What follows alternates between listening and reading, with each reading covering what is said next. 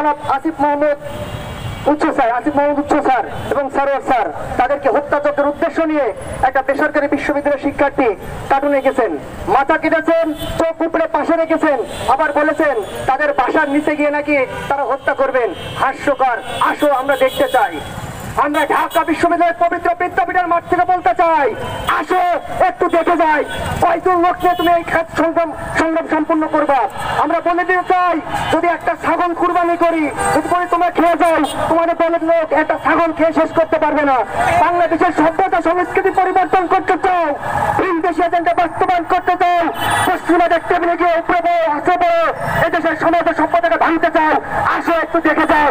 এই ঢাকা বিশ্ববিদ্যালয়ের পবিত্র মাটি থেকে ঘোষণা দিয়ে বলতে চাই, যদি কোন ভিনদেশের চক্রান্ত বাস্তবায়ন করেন, নির্লক্ষ্য প্রমাণ করে হেরে চেষ্টা করেন, এই ঢাকা বিশ্ববিদ্যালয়ের শিক্ষার্থী সেটাকে নস্যাৎ করে দেবেন।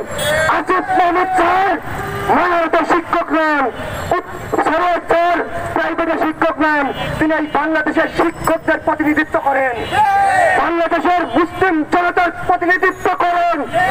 আমরা বলতে চাই, শিক্ষক সকলে সমান। আমার শিক্ষক ঢাকা বিশ্ববিদ্যালয়ে তার আচরণ লাগে, আমি ঢাকা বিশ্ববিদ্যালয়ের শিক্ষার্থী হয়ে যেরকম আন্দোলন সংগ্রাম করে বিত্তান করে তুলব, অনুপানে কোনো প্রাইভেট বিশ্ববিদ্যালয়ের শিক্ষকের দিকে কেউ তার নিরুচক্ষু উপস্থাপন করলে ওই নিরুচক্ষু উপরে ফেলে রাজপথে ফেলে রাখতে বলে দিলাম। আসিফ মাহমুদ স্যার আমাদের শিক্ষক, বাংলার ছাত্র জনতার শিক্ষক, এদেশের মুসলিম ছাত্র সমাজের দাবি রাখা শিক্ষক, তাদের দিকে চোখ তুলে তাকাতে পারবেন না। যে সমস্ত ব্যক্তি এলজিবিটিকে বাস্তবায়ন করতে চেয়েছেন, আমরা বলতে চাই, আপনারা তো ছেলে বিয়ে করতেছেন, মেয়ে বিয়ে করতেছেন, এরপরে দাবিকে আপনি আপনার মাকে বিয়ে করবেন, আপনার মেয়েকে বিয়ে করবেন, সেটাকে বাংলাদেশকে মেনে নিতে হবে। আমরা বলতে চাই, আর হয়েছে অনেক হয়েছে, আর না। এরপরের অবস্থান অভ্যুত্থান স্পষ্ট হতে পেরেছিলাম। এই মুসলিম দাঙ্গা প্রতিষ্ঠা হচ্ছে 1352 সালে। শাহিদ বাঙালি অনুপাতি নিয়ে সমগ্র জনপদকে একত্রিত করে এই বাংলাদেশ নামক সোনার বাংলা করেছেন। আমাদের মুসলিম হিসেবে দরদ আছে দেশের প্রতি, এই ভূখণ্ডের প্রতি আমাদের দরদ আছে। আমরা দিল্লি সুলতানকে বুদ্ধাঙ্গুলি দেখিয়েছি, আমরা পশ্চিমাকে দালালকে বুদ্ধাঙ্গুলি দেখাতে আমাদের কুণ্ঠাবোধ করবো না। এই বিদ্যাপীঠে যারা এলজিবিটিকে লুকিয়ে আছেন, আপনাদের আস্তানায় ঢাকা বিশ্ববিদ্যালয় হবে না। পশ্চিমে অবস্থান নেন, হুজুরি ব্যবস্থা পশ্চিমে গেছে পড়েন, এই ঢাকা বিশ্ববিদ্যালয় আপনাদের অবস্থান নেই। আমরা আছি রক্তের বিনিময়ে মুসলিম বঙ্গের সভ্যতা সংস্কৃতিকে বাঁচিয়ে রাখবো। পশ্চিমী দালাল শ্রেণীর এলজিবিটিকেও উচ্চ ছাত্রের মতো, সরস ছাত্রের মতো সূর্য সন্তানের প্রদীপকে আমরা বাংলাদেশে নির্মিত দেবো না বলেছিলাম। আসিফ স্যার, সরস স্যার, সারা বাংলাদেশের শিক্ষক সমাজ আপনাদের সাথে কেউ থাকুক বা না থাকুক, আমরা ঢাকা বিশ্ববিদ্যালয়ের পাঠাওয়ালা শিক্ষার্থীরা বুকে পাঠা লাগে আছে, আমরা আপনাদের সাথে আছি ইনশাল্লাহ।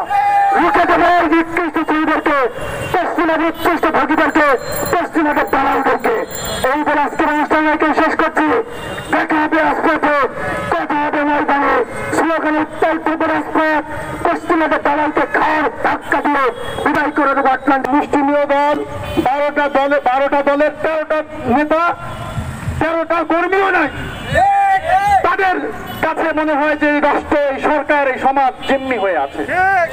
তারা যদি বিবৃতি দেয়, সেটা নিউজ হয়ে যায়, সেটার বিরুদ্ধে অ্যাকশন নেওয়া শুরু হয়ে যায়। কিন্তু এদেশের সিংহভাগ মানুষ যে মূল্যবোধ লালন করে, যে চেতনা ধারণ করে, তাদের পক্ষে যদি কথা বলা হয়, প্রতিবাদ করা হয়, তার বিরুদ্ধে সেই দাবিগুলো বাস্তবায়নে রাষ্ট্র কোনো ভূমিকা পালন করে না। আমরা বলে দিচ্ছি, এই ট্রান্স টেরর যারা আছে, এরা পশুর চেয়েও নিকৃষ্ট। কোন পশু কি কখনো স্বলিঙ্গের প্রতি আকৃষ্ট হয়? কোন পশু, কোন সুস্থ মানুষ হতে পারে এটা?